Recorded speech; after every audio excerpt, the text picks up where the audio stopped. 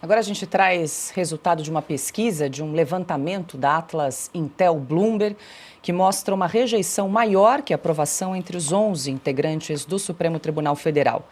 Gilmar Mendes lidera a imagem negativa com 56%, Luiz Roberto Barroso tem 53%, Alexandre de Moraes registra a maior positiva, 49%, mas também 51% de negativa.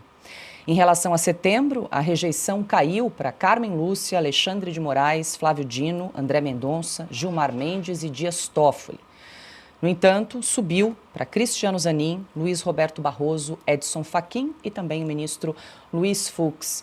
Consta, ontem rodou muito nas redes sociais, inclusive os memes que foram criados, até porque o Supremo criou ali um evento com 26 influenciadores para tentar melhorar a imagem da Suprema Corte, né? Figurinhas, enfim, fizeram 2 dias de evento no Supremo Tribunal Federal, o que demonstra uma preocupação dos integrantes da Corte, sim, com a visão, com a imagem que eles têm perante a sociedade brasileira.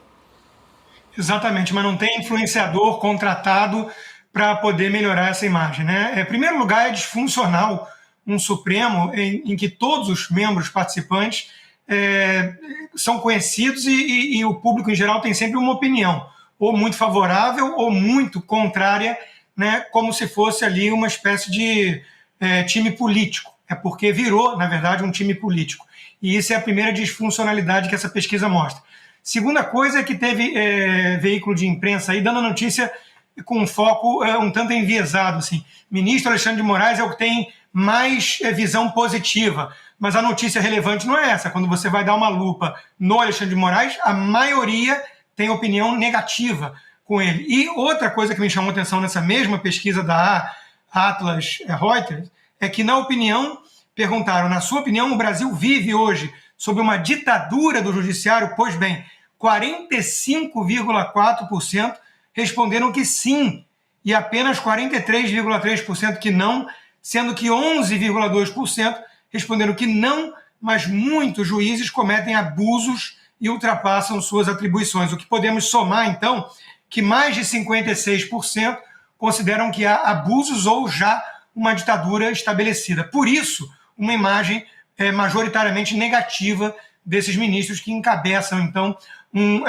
uma entidade que se tornou uma entidade política e autoritária. Em essência, é disso que se trata. Está muito fora da curva, muito fora daquilo que o Piotr acabou de mencionar em relação ao Gilmar Mendes, uma postura republicana, né? E é uma pena que os próprios ministros se vangloriem disso, né? O Barroso já disse que virou um órgão cada vez mais político e trata isso com naturalidade, inclusive a ponto de se gabar de que ajudou a derrotar um dos adversários, um dos candidatos políticos visto como um adversário seu, né? E também do Lula, óbvio. Então, isso tudo é muito triste para o Brasil, é um capítulo sombrio da nossa democracia, e eu concordo com a maioria. Não vivemos mais numa democracia que mereça tal nome. Ô Piotr, tem uma outra questão ontem nesse evento, que eles chamaram até as figurinhas de Democracy Lover. Ontem, inclusive, nós mostramos aqui no programa, esses influenciadores dizem que foram a Brasília e não receberam cachê.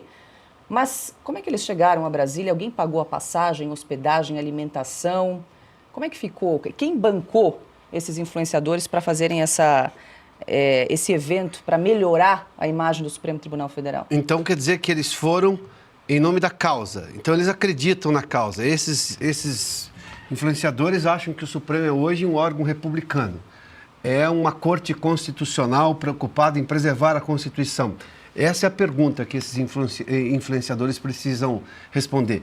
Mas voltando só ao ponto da pesquisa que você trouxe dados agora, Paula, se a pergunta for feita de uma maneira muito clara, porque esse tipo de pesquisa ela é bem estranha, o que você acha disso, daquele ministro, como se todos os 11 tivessem uma exposição do mesmo tamanho. Os que menos têm exposição, na verdade, são mais ministros do Supremo, porque estão se guardando justamente para falar nos autos. É mais simples entender a pesquisa dessa maneira.